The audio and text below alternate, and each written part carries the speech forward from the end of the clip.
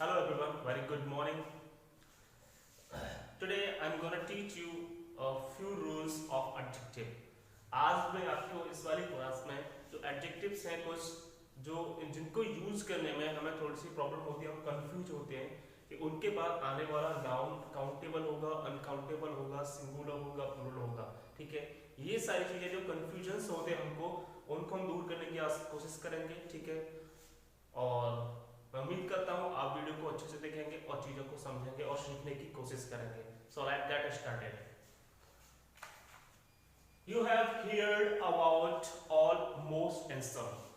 आपने almost और some के बारे में सुना होगा। ये एडजेक्टिव्स होते हैं। ठीक है, इनको हम लोग इंडेफिनिट एडजेक्टिव्स बोल सकते हैं। क्या बोल सकते हैं उनको? Indefinite adjectives. ठीक है, तो इनका यूज जो होता है वो किस तरीके से होता है और कैसे करते हैं, इनके बाद जो नाउन फॉलो करता है वो सिंगुलर होगा, प्लूरल होगा, काउंटेबल होगा, अनकाउंटेबल होगा। तो ये सारी चीजें हम सीखेंगे। उसके बाद कुछ और है केसेस हमारे पास एडजेक्टिव के जिनको हम सीखेंगे आज, और उसके बाद कंपैरेटिव से पॉजिटिव डिग्री में कैसे चेंज किया जाता है हम ये भी सीखेंगे। तो आप अच्छे से वीडियो को देखिए और ध्यान से चीजों को सीखने की कोशिश करिए। यूज ऑफ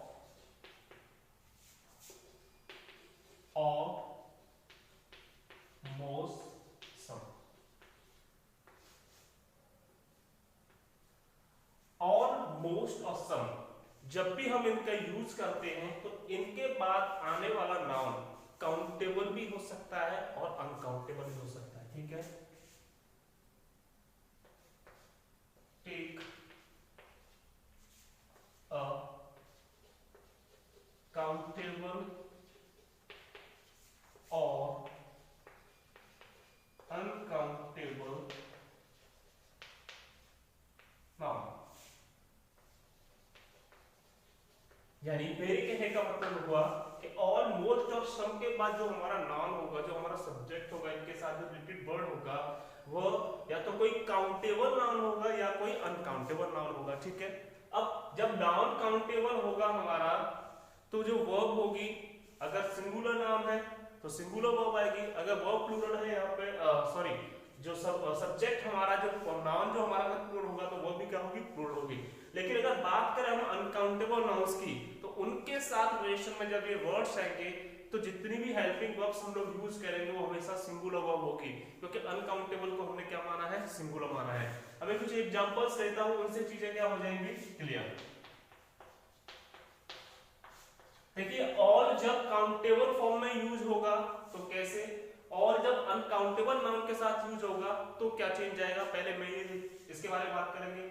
उसके बाद अगर मोस्ट के साथ काउंटेबल नाउन आता है तो क्या होगा, अगर मोस्ट के बाद अनकाउंटेबल नाउन आता है तो क्या होगा। ठीक है, अगर सम के बाद काउंटेबल नाउन आएगा तो क्या होता है, और सम के बाद अगर अनकाउंटेबल नाउन आएगा, अनकाउंटेबल नाउन आता है तो क्या होता है। ठीक है, इस बारे में मैं आपको बताता हूं। एग्जांपल्स लेते हैं, पहले शुरू करते हैं हम लोग ऑल से। मैंने लिखा all boys are going to picnic. All boys are going to picnic. अब आप बॉयज देख सकते हैं, ऑल के बाद जो हमारा नाउन है वह क्या है? बॉयज लिखा है मैंने। बॉय क्या होता है? काउंटेबल होता है। ठीक है, तो ऑल के बाद जब भी काउंटेबल नाउन आएगा तो वो प्लूरल फॉर्म में होगा। कौन सी फॉर्म में होगा? प्लूरल फॉर्म में। ठीक है, कौन सी फॉर्म में होगा? प्लूरल फॉर्म में, हमेशा प्लूरल फॉर्म में ही आएगा। ठीक है, अगर जब ऑल के साथ नाउन हमारा प्लूरल फॉर्म में आ रहा है तो वो भी होगी हमारी, वो भी क्या होगी? प्लूरल होगी। इसका मतलब ये होगा all boys are going to picnic, यानी सारे लड़के जो पिकनिक के लिए जा रहे हैं। ठीक है, अगर ऑल के बाद कोई अनकाउंटेबल नाउन आता है तो किस तरीके से चीजें होंगी वो देखते हैं। मैंने लिखा all money has stolen. All money has stolen. अब यहां देख सकते हैं आपके बाद सॉरी ऑल के बाद जो यहां पे मैंने नाउन लिया है वो मनी है। मनी कैसा होता है? अनकाउंटेबल नाउन होता है, यानी इसको हम काउंट नहीं कर सकते, बस इसकी क्वांटिटी होती है, मात्रा होती है। ठीक है, मनी, मनी का मतलब क्या होता है? पैसा, धन। मैंने यहाँ 5,000 10,000 मैंने उसका अमाउंट जो है जो फिक्स उसके बारे में बात नहीं कर रहा हूँ, मैं पैसे की बात कर रहा हूँ। यानी अनकाउंटेबल, मनी में, धन में बहुत सारी चीजें हो सकती है, ठीक है। यानी किसी के पास सोने के रूप में धन हो, यानी जो उसकी संपत्ति है वो बोल सकते हो हम एक तरीके से। तो इसीलिए मनी को हम लोग क्या मानते हैं, अनकाउंटेबल मानते हैं। अब ऑल के बाद जब अनकाउंटेबल नाउन आया है तो जो वर्ब है आप देख सकते हैं यहाँ पे हैज है, यानी हैज जो होती है वो सिंगुलर सब्जेक्ट के साथ यूज होती है। तो आपको यहाँ से क्या चीज सीखने को मिलेगी कि ऑल के बाद जब भी अनकाउंटेबल नाउन आएगा तो वो अनकाउंटेबल सारे सिंगुलर फॉर्म में होते हैं, आपने पता ही ये बात। तो उनके बाद जो वर्ब आएगी, चाहे हेल्पिंग वर्ब हो या मेन वर्ब हो, वो हमेशा सिंगुलर फॉर्म में होगी। Is that clear? ये मेरा कहने का, समझाने का मतलब था आपको। अब मैं बात करता हूं मोस्ट की। तो यहां से कंक्लूजन क्या निकलता है कि ऑल के बाद कोई काउंटेबल नाउन भी आ सकता है, और जब काउंटेबल नाउन आएगा कोई तो वो हमेशा प्लूरल फॉर्म में होगा, ठीक है। और अगर ऑल के बाद कोई अनकाउंटेबल नाउन आएगा तो वह क्या होगा, सिंगुलर फॉर्म में होगा, सिंगुलर वर्ब उसके साथ आएगी। आपने सुने होंगे example, all is well. Well का मतलब क्या होता है, ठीक, सब बढ़िया है। All that glitters is not gold, हर चमकने वाली चीज सोना नहीं होती। All that glitters is not gold. तो आप देख रहे हैं यहाँ पे कि इसको ग्लिटर्स यानी चमकने वाली चीज, ग्लिटर्स क्या होते हैं, चमकने वाली वस्तुएं होती है, ये भी अनकाउंटेबल हो गया, ठीक है। इसीलिए इसके साथ क्या आया है, इज आया है। All that glitters is not gold, यानी हर चमकने वाली चीज सोना नहीं होती, ठीक है। इस तरीके से ऑल का यूज होता है। अब मैं बात करता हूं मोस्ट की। तो मोस्ट भी मैंने आपको बताया कि मोस्ट के बाद भी एक काउंटेबल नाउन आएगा और एक अनकाउंटेबल नाउन भी आ सकता है। यानी मोस्ट के बाद, मोस्ट अपने बाद किसी काउंटेबल नाउन को भी ले सकता है और मोस्ट के बाद कोई अनकाउंटेबल नाउन भी आ सकता है। Is that clear? तो देखते हैं किस तरीके से। मैंने लिखा most boys are absent today। इसका मतलब होगा most boys are absent today, यानी अधिकतर लड़के आज क्या हैं, अनुपस्थित हैं। यानी जितने भी लड़के क्लास में होते थे उनमें से ज्यादातर। तो आप देख रहे होंगे यहाँ पे मोस्ट, मोस्ट के बाद जो मैंने नाउन लिया है काउंटेबल फॉर्म में, वो क्या होगा, प्लूरल होगा। हम ऐसे नहीं कर सकते most boy are absent today या most boy is absent today. अगर हम ऐसा करेंगे तो इसका मतलब है कि हम गलती कर रहे हैं, ठीक है। तो आपको ध्यान रखना है कि मोस्ट के बाद जो भी काउंटेबल फॉर्म का नाउन आएगा, जो सब्जेक्ट होगा हमारा, वह हमेशा प्लूरल फॉर्म में होगा। और जब मोस्ट के बाद कोई अनकाउंटेबल नाउन आएगा तो वो हमेशा सिंगुलर फॉर्म में होगा, और उसके बाद आने वाली हेल्पिंग वर्ब या मेन वर्ब हमेशा सिंगुलर फॉर्म में ही यूज होगी। Is that clear? ये चीज आपको समझनी है। अब मोस्ट,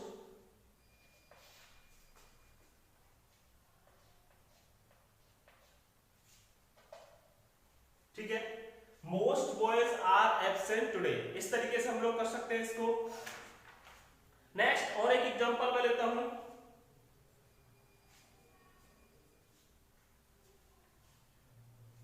अब बात करते हैं हम सम की। किसकी बात करते हैं? सम की। सम के बाद भी एक काउंटेबल नाउन आ सकता है और एक अनकाउंटेबल नाउन आ सकता है, ठीक है। तो कोशिश करते हैं। सम बॉयज आर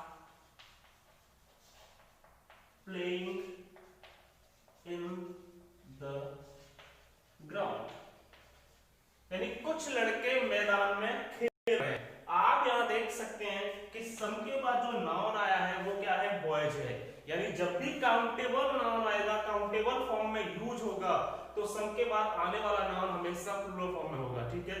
अब जब यहाँ पे ये जो हमारा नाउन है ये प्लूरल फॉर्म में है, तो वर्ब भी कौन सी फॉर्म में, जो हेल्पिंग वर्ब होगी या मेन वर्ब होगी वह भी कौन सी फॉर्म में होगी, प्लूरल फॉर्म में होगी।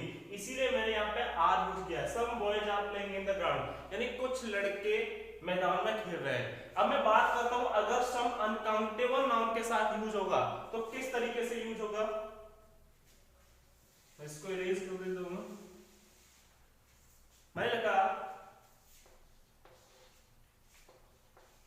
I want some water, यानी मैं कुछ पानी चाहता हूं।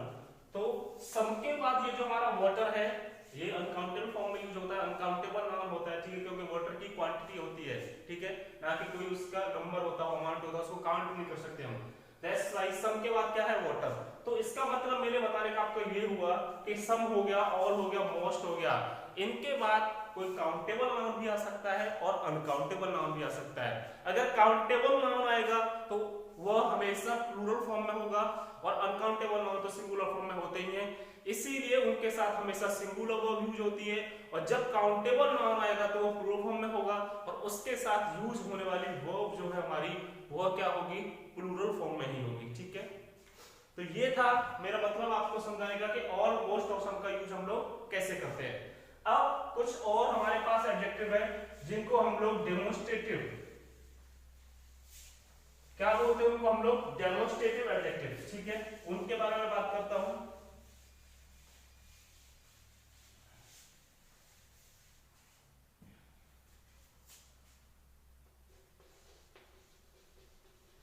Demonstrative adjectives,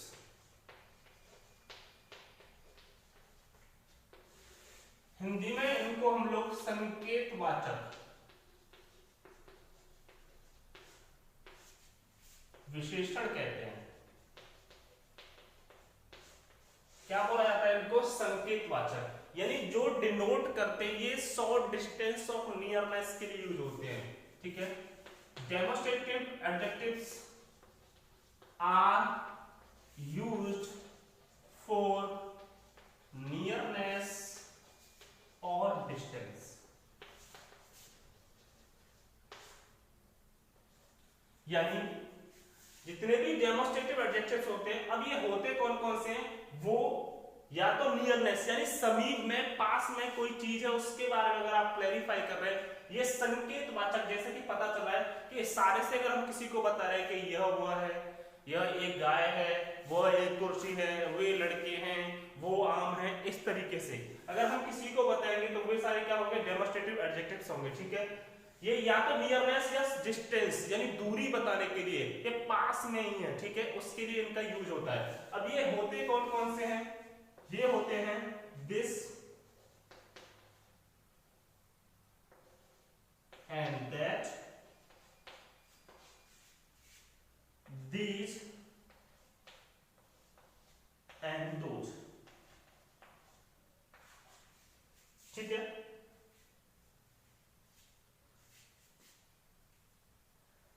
this that these those, this के बाद आने वाला नाउन हमेशा सिंगुलर फॉर्म में होगा, are used with singular noun,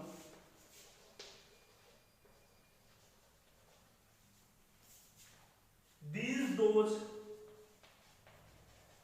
are used with plural noun।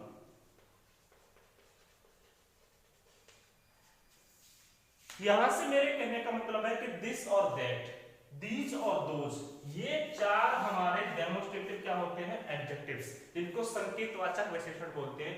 ये या तो किसी चीज को पास है या दूर है ऐसा बताने के लिए यूज होंगे, नियरनेस के लिए, ठीक है, और डिस्टेंस शो करेंगे। क्या शो करेंगे, डिस्टेंस का मतलब आप समझते होंगे दूरी, यानी ये बताएंगे कि वो कितनी दूरी पर है, पास है या दूर है, ठीक है। इसलिए दिस और दैट का जो यूज होता है वो सिंगुलर नाउन्स के साथ होता है, ठीक है।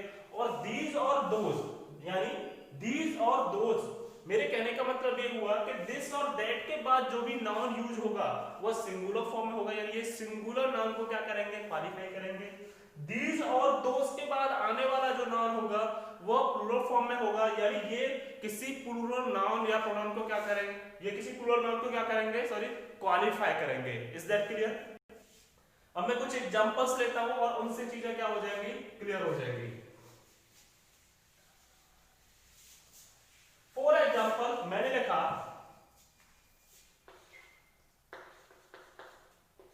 दिस इज अ काउ, यह एक गाय है, दिस इज अ काउ, ठीक है। आप देख रहे होंगे यहाँ पे दिस इज अ काउ, यानी यह एक गाय है। मैं इशारे से मान लीजिए किसी को बता रहा हूं संकेत करके कि मैं किसी को बोल रहा हूं कि यह एक गाय है, दिस इज अ काउ। तो काउ आप यहां देख सकते हैं जो हमारा नाउन है वह कैसा है, सिंगुलर, यानी ऑब्जेक्ट फॉर्म में यूज हुआ है, इट डज नॉट मैटर। लेकिन ऑब्जेक्ट या सब्जेक्ट कुछ भी होगा तो कोई नाउन या प्रोनाउन, तो काउ या हमारा कॉमन नाउन की तरह यूज हुआ है, लेकिन कौन सी फॉर्म में है, सिंगुलर फॉर्म में है। इसीलिए मैंने क्या यूज किया, इसके साथ दिस यूज किया है। अगर मैंने इसको ऐसे लिख दिया होता, दिस इज काउ, ये गाय है, this is incorrect and this one is correct. क्योंकि अभी अभी मैंने आपको बताया कि दिस के बाद जो भी नाउन यूज होगा या दिस जिस भी नाउन को क्वालिफाई करेगा वो हमेशा कौन सी फॉर्म में होगा, सिंगुलर फॉर्म्स के लिए होगा, ठीक है। और दीज होता है वह कौन सी फॉर्म के लिए होता है, प्लूरल फॉर्म में जो भी नाउन्स हमारे यूज होंगे उनके लिए। तो दीज के साथ अगर मैं इसको यूज करूंगा, मैं ऐसे लिखूंगा दीज आर काउज, ये गाय हैं, ये अब सही होगा। इसका मतलब निकलता है यह एक गाय है, और इसका जो मीनिंग निकलता है वो निकलता है ये गाय हैं।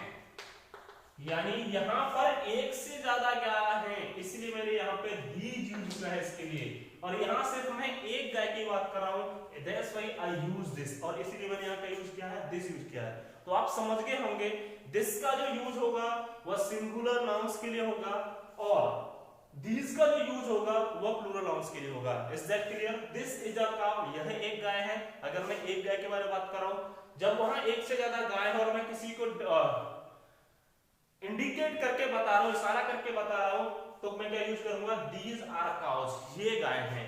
अब मैं बात करता हूं दोज और दैट की, ठीक है। एग्जांपल्स लेते हैं।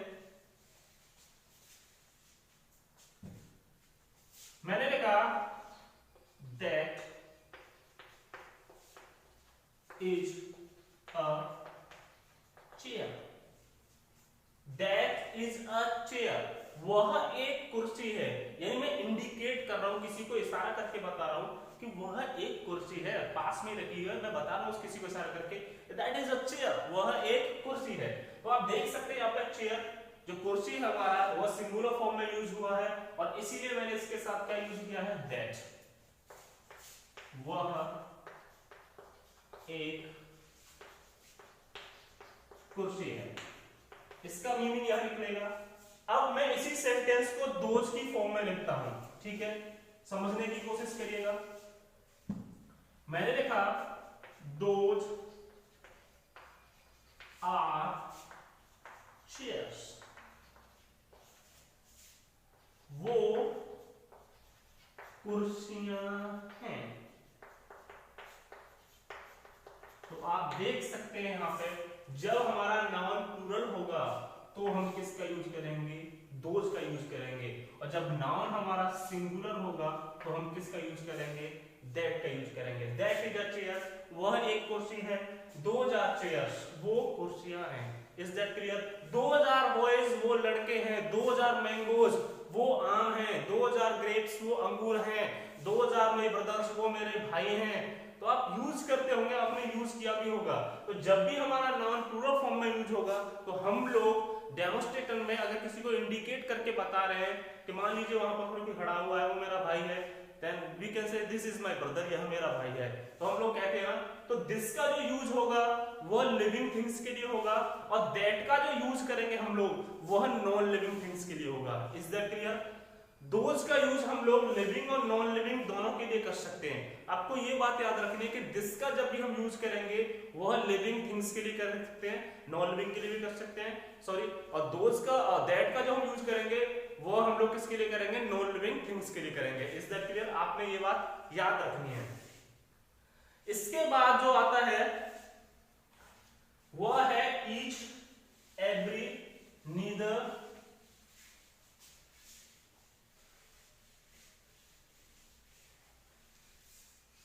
इसके बाद कुछ एडजेक्टिव्स आते हैं जिनको हम लोग डिस्ट्रीब्यूटिव एडजेक्टिव्स बोलते हैं। Distributive adjectives.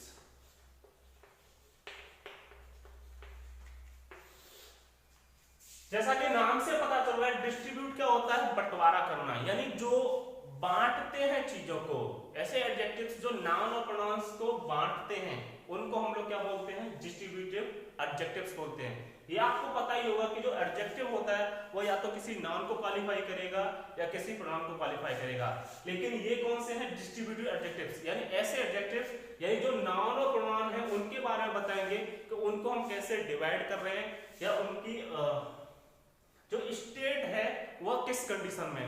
तो जो डिस्ट्रीब्यूटिव एडजेक्टिव्स होते हैं हमारे वो कौन कौन से होते हैं, ईच, एवरी,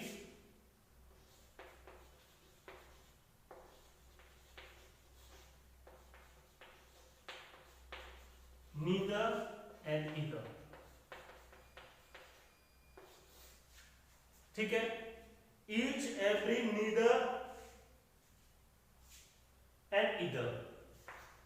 इनके बाद यूज होने वाला नाउन हमेशा सिंगुलर फॉर्म में होगा। कौन सी फॉर्म में होगा, सिंगुलर फॉर्म में होगा। तो हम लोग लिख सकते हैं singular nouns are used after distributive adjectives।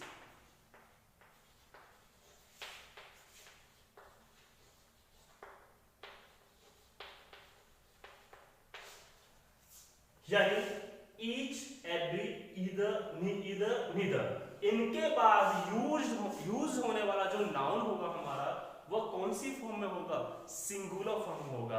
तो इसका मतलब क्या हुआ कि ये ईच, एवरी, नीदर और ईदर, ये जो हमारे डिस्ट्रीब्यूटिव एडजेक्टिव्स हैं ये सिंगुलर फॉर्म को यानी सिंगुलर नाउन्स को क्या करते हैं, क्वालिफाई करते हैं। Is that clear.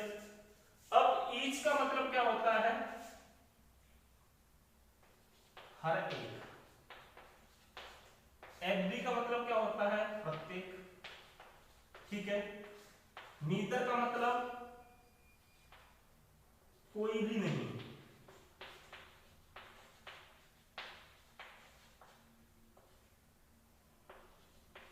और ईदर का मतलब होता है दो में से कोई एक, ठीक है। ईच का मतलब हर एक, एवरी का मतलब प्रत्येक, नीदर का मतलब कोई भी नहीं, ईदर का मतलब दो में से कोई एक। अब इनका यूज कैसे होता है वो मैं आपको एक बार बता देता हूं, ठीक है। एग्जांपल्स लेते हैं हम लोग कुछ और उनसे चीजें और भी क्या हो जाएंगी, क्लियर हो जाएंगी। सबसे पहले मैं ईच से शुरू करता हूं। मैंने लिखा ईच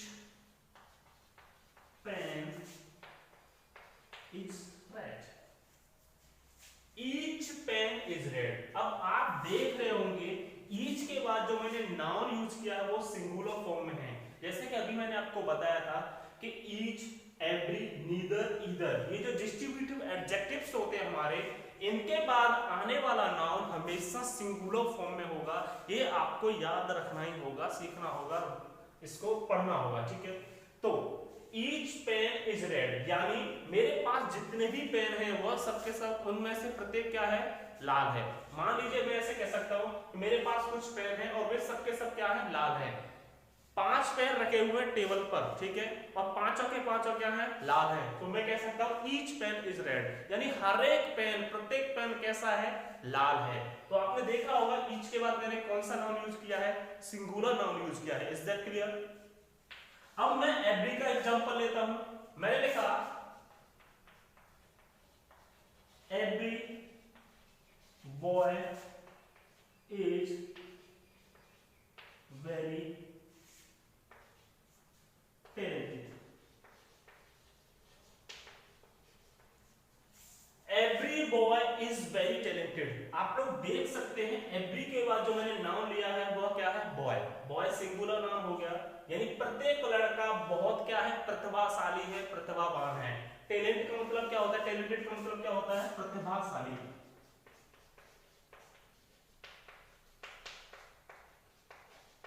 प्रतिभाशाली कह सकते हैं हम लोग इसको, या प्रतिभावान भी कह सकते हैं। Every boy is very talented. तो मेरा कहने का मतलब, आपको सिखाने का मतलब यही है कि जब भी डिस्ट्रीब्यूटिव एडजेक्टिव्स के बारे में हम लोग बात करेंगे, ईच हो गया, चाहे एवरी हो गया, नीदर हो गया, ईदर हो गया, उनके बाद आने वाला जो भी नाउन होगा हमारे पास वह हमेशा सिंगुलर फॉर्म में ही यूज होगा। अगर मैंने इसको ऐसे कर दिया होता, each pens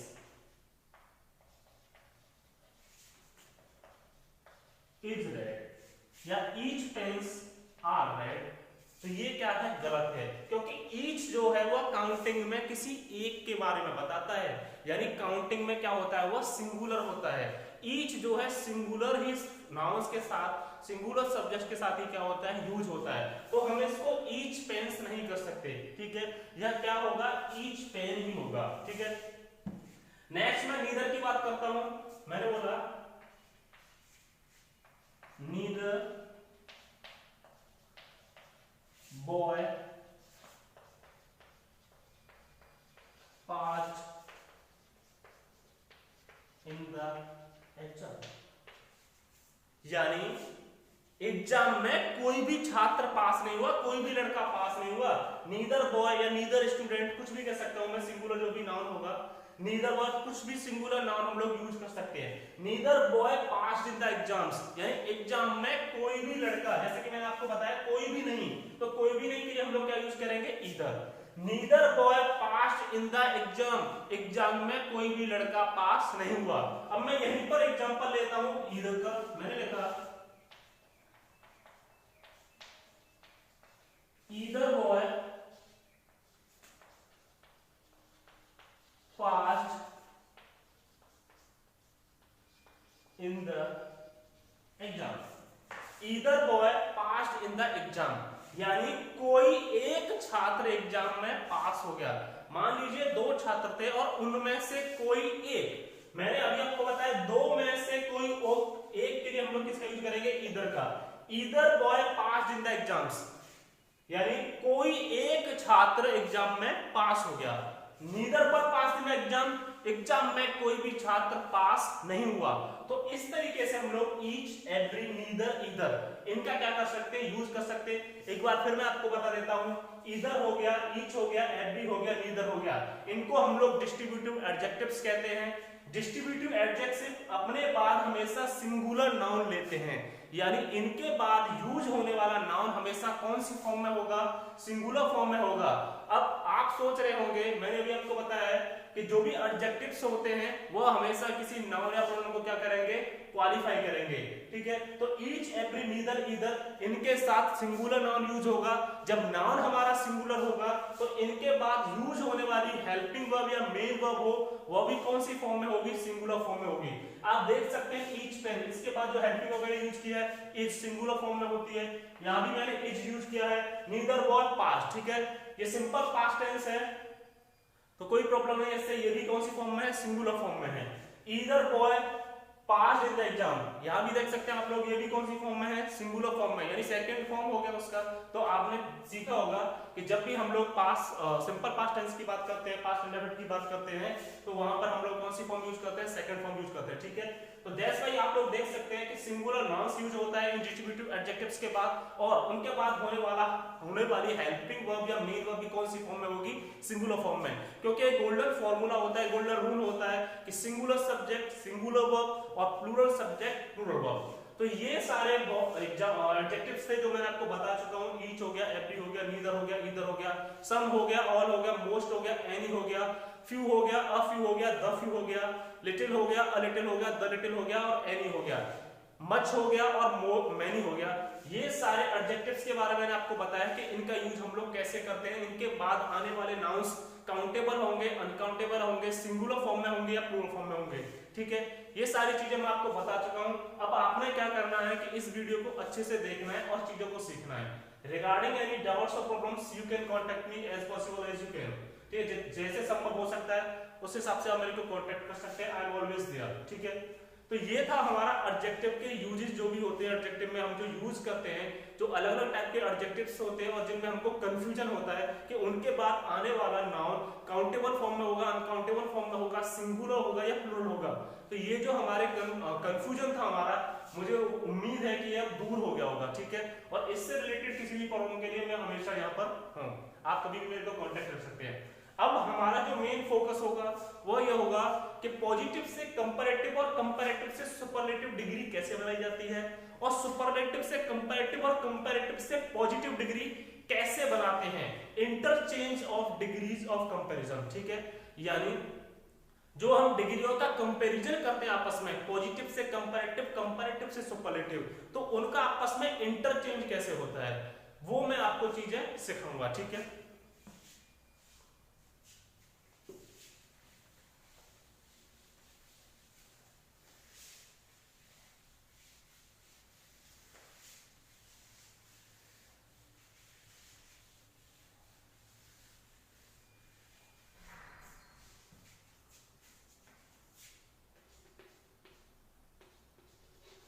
interchange of degrees of comparison.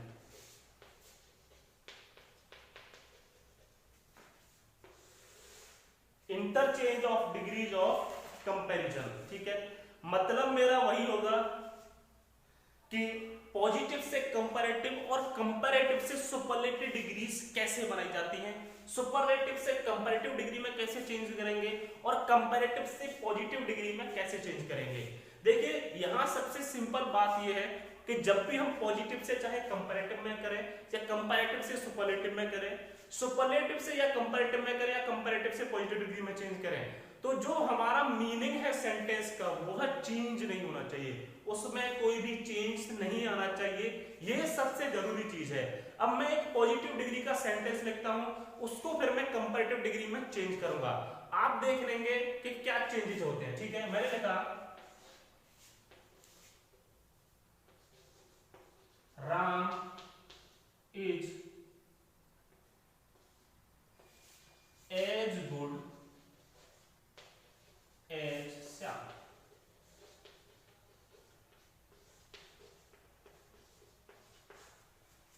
Good आपने देखा होगा पॉजिटिव डिग्री होती है, यानी जो गुड होता है, एडजेक्टिव होता है जो हमारा गुड, यह कौन सी फॉर्म है इसकी, पॉजिटिव डिग्री यानी बेस फॉर्म है, ठीक है। Ram is as good as Shyam, यानी राम भी उतना ही अच्छा है जितना के श्याम। इसका मतलब क्या निकलेगा, राम उतना अच्छा है जितना के श्याम।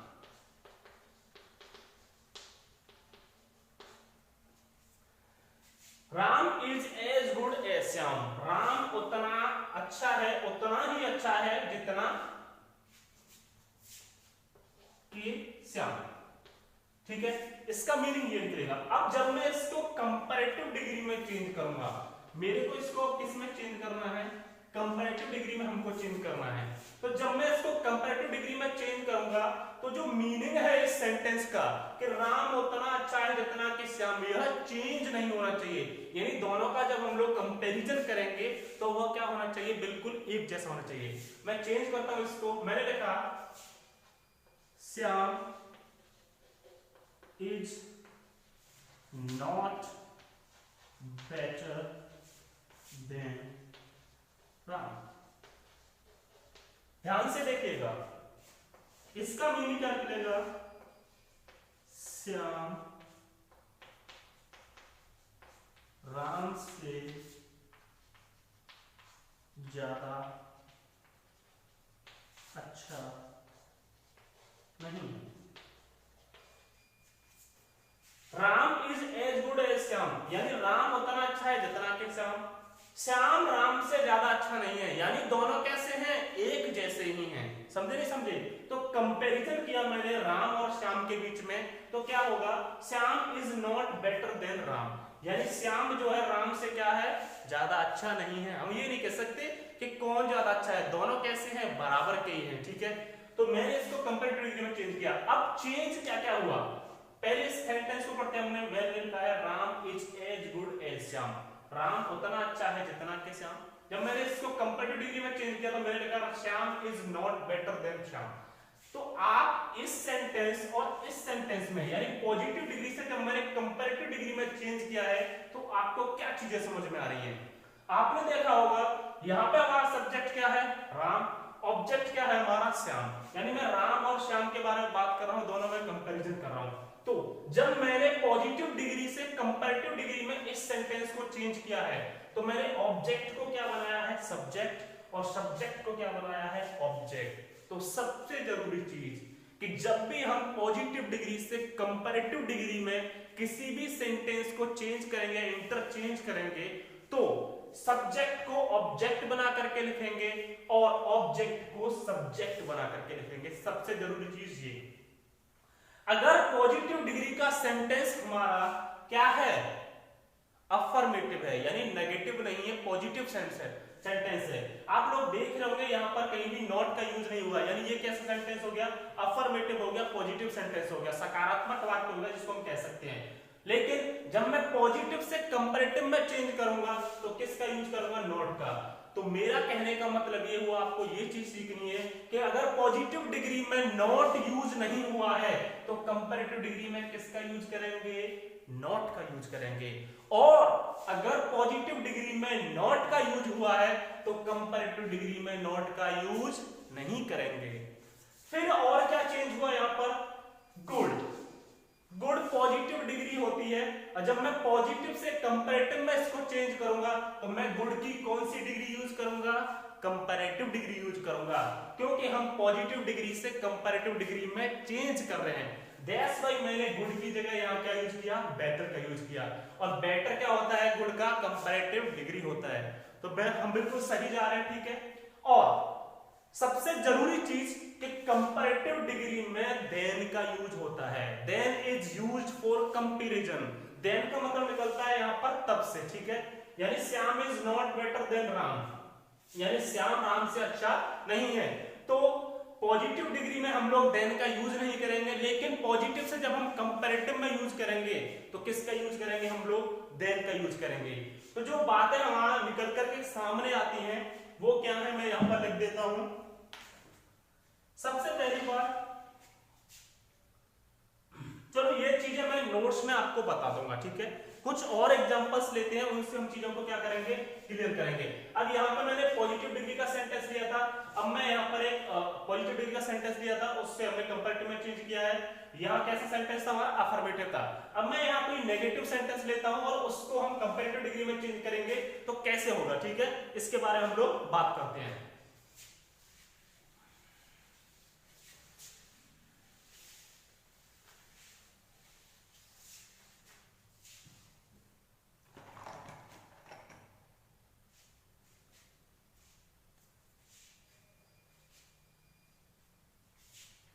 मैंने कहा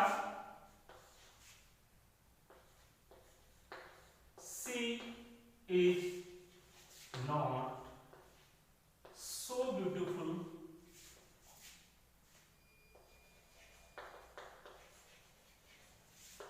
as Salu. She is not so beautiful as Salu. ये पॉजिटिव डिग्री का सेंटेंस है, आप देख सकते हैं, क्योंकि मैंने यहाँ पे कौन सी एडजेक्टिव की डिग्री यूज की है, पॉजिटिव डिग्री, यानी ब्यूटीफुल। ब्यूटीफुल का कंपैरेटिव डिग्री क्या होता है, मोर ब्यूटीफुल, और सुपरलेटिव डिग्री क्या होता है, मोस्ट ब्यूटीफुल। तो अब मैं इसको कौन सी डिग्री में चेंज करूंगा, कंपैरेटिव डिग्री में, यानी पॉजिटिव डिग्री से मुझे कंपैरेटिव डिग्री में क्या करना है, इसको चेंज करना है। अब आप देख रहे होंगे इस सेंटेंस में she is not so beautiful as Salu, तो मैंने यहाँ किसका यूज किया है, नॉट का, यानी मैंने अब नेगेटिव सेंटेंस लिया है। और उससे पहले जो मैंने आपको एग्जांपल बताया था वो मैंने एक पॉजिटिव सेंटेंस लिया था, ठीक है। तो जब मैं इसको चेंज करूंगा तो मैंने अभी आपको एक चीज बताई थी कि जब भी यहाँ पर नॉट का यूज होगा तो कंपैरेटिव डिग्री में नॉट यूज नहीं करेंगे, लेकिन अगर पॉजिटिव डिग्री में नॉट का यूज नहीं हुआ है और कंपैरेटिव डिग्री में हम उसको चेंज करेंगे तो हम किसका यूज करेंगे, नॉट का यूज करेंगे। मैं इसको इंटरचेंज करता हूं पॉजिटिव से कंपैरेटिव डिग्री में। अब इसका मीनिंग क्या निकलता है, ये लिख लेगा, वह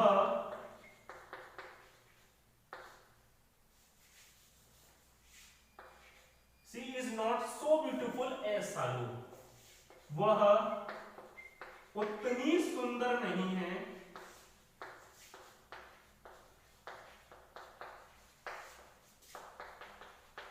जितनी के सालू।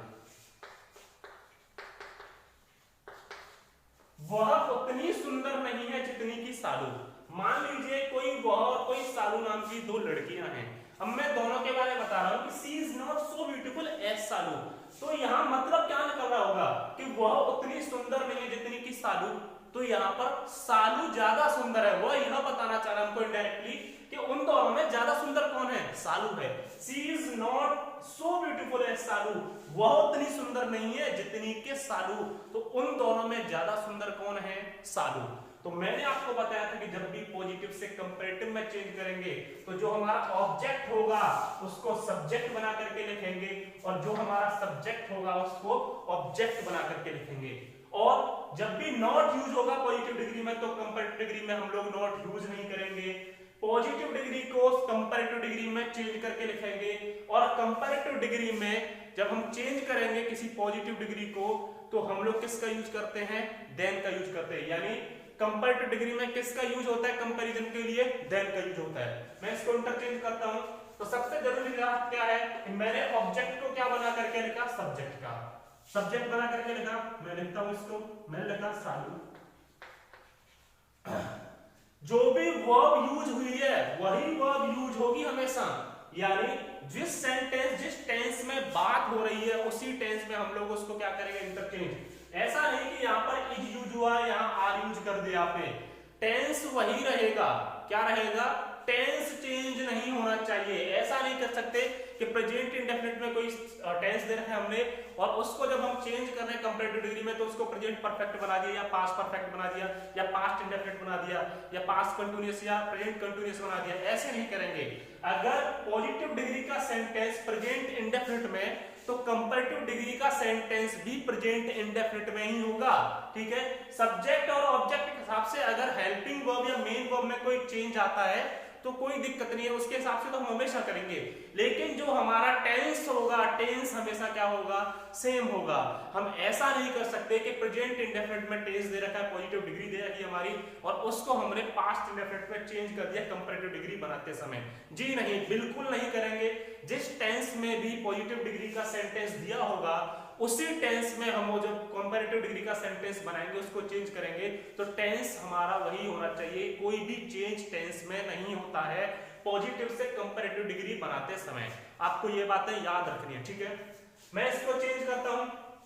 अब मैंने बताया आपको कि जो हमारा ऑब्जेक्ट है उसको क्या लिखते हैं, हम सब्जेक्ट बना करके लिखते हैं जब पॉजिटिव से कंपैरेटिव में चेंज करते हैं। मैंने लिखा सालू, टेंस चेंज नहीं होगा, अभी मैंने आपको बताया सालू इज। अब ब्यूटीफुल का जब हम कंपैरेटिव बनाते हैं तो क्या बनता है, more beautiful. Salu is more beautiful, किससे ज्यादा सुंदर है, उससे, देन सी। THAN सी। तो मैंने अभी आपको बताया था कि पॉजिटिव से कंपैरेटिव में जब हम चेंज करेंगे तो किसका यूज होता है, देन का यूज होता है। ब्यूटीफुल को मैंने कंपैरेटिव में चेंज किया, मोर ब्यूटीफुल हो गया। ऑब्जेक्ट को मैंने सब्जेक्ट बना करके रखा और सब्जेक्ट को मैंने ऑब्जेक्ट बना करके रखा। अब इसका मीनिंग क्या निकलता, सालू इज मोर ब्यूटीफुल देन सी, यानी सालू उससे ज्यादा सुंदर है। मान लीजिए यहां पर सी की जगह गीता होता, क्या होता, गीता। यहां भी मैंने गीता दिया होता,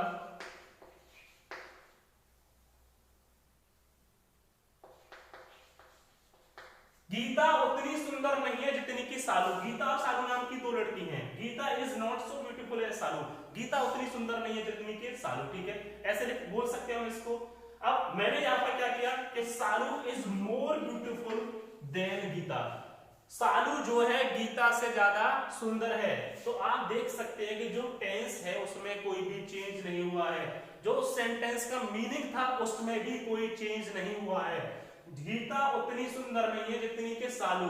इसका कहने का मतलब ये हुआ कि सालू ज्यादा सुंदर है गीता से। तो कंपैरेटिव डिग्री में जब मैंने उसको चेंज किया तो मैंने वही तो किया है, Salu is more beautiful than Gita, Salu Gita से ज्यादा सुंदर है, सालू गीता से अधिक सुंदर है। यानी गीता और सालू की जब हम ब्यूटी में, सुंदरता में कंपैरिजन करते हैं कि कौन ज्यादा सुंदर है तो कौन है, सालू। Is that clear? तो जब हम पॉजिटिव से कंपैरेटिव में चेंज करेंगे तो इस तरीके से जो स्ट्रक्चर बनेगा, रूल्स बनेंगे, वो आपको सीखने होंगे, याद करने होंगे। नोट्स में मैं आपको बता दूंगा कि क्या क्या चेंजेस आते हैं। आज के लिए इतना ही। वीडियो को अच्छे से देखें और चीजों को समझने की कोशिश करें। I hope you will like the video and the same thing that I told you every day, you have to work hard, you have to learn, not to pad. आपको रटना नहीं है, आपको सीखना है। हमको सीखना है, हमको चीजों को रटना नहीं है। रटेंगे तो हम जल्दी ही चीजों को भूल जाएंगे। So keep learning and be safe. Have a good day.